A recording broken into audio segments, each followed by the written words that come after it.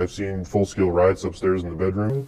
Assaulting staff, escapes, dangerous youth. Headlines you hear, all connected to the Kearney YRTC.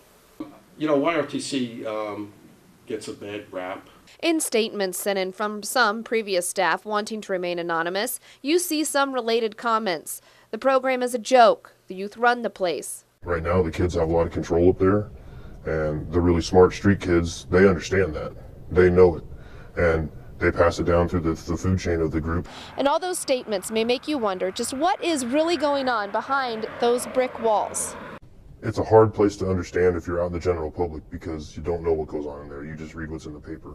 These kids have some difficulties and have had some serious difficulties at times in the past. And YRTC confronts those and gives the youth an opportunity to experience success, learn some skills, they get an education. Boys here bring a range of troubled pasts, from parole violations, drug and alcohol abuse, up to cases of manslaughter. There are kids there who are on manslaughter charges, but you know that they've killed those kids. They've killed other people, but are there on a drug charge or a assault charge because they couldn't pin the crime on them.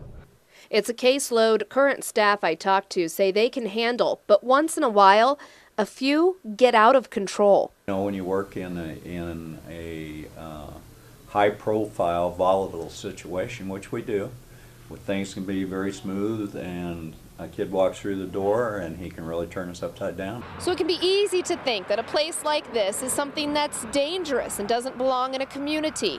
But a lot of those that I talk to say you really need to take a look inside. Well, if the people got to know us better, they've got to understand us better. We try to blame YRTC as being part of the problem when really their goal is to be part of the solution. And we look at that and then we start to point fingers, and that is unfortunate. So, I mean, there's a lot of success that happens in this place, a lot of success. I wish more people knew about it. This is a place to guide these boys to make better decisions and work out problems, hopefully avoiding the prison system. For some, it works. It's dramatic, a lot of the changes that these youth make. Sparkle when a youth finally gets it. And sometimes an escape or even an assault is part of the learning process. Well, first of all, you have to remember that they're here to show problems. We want them to show problems here because it's a safe place where they can try new ways of communicating. The staff is trained to handle many of these situations, and problems depend on who is working and how many staff are available. I don't think it's a danger to the community, but other people would say so. I think that when the staff has control, it's not a dangerous place at all. More staff has been added over the years, and the administration is constantly evaluating, looking at ways to change. It's just not easy. They want to evaluate. They want to be using best practices to help kids experience success.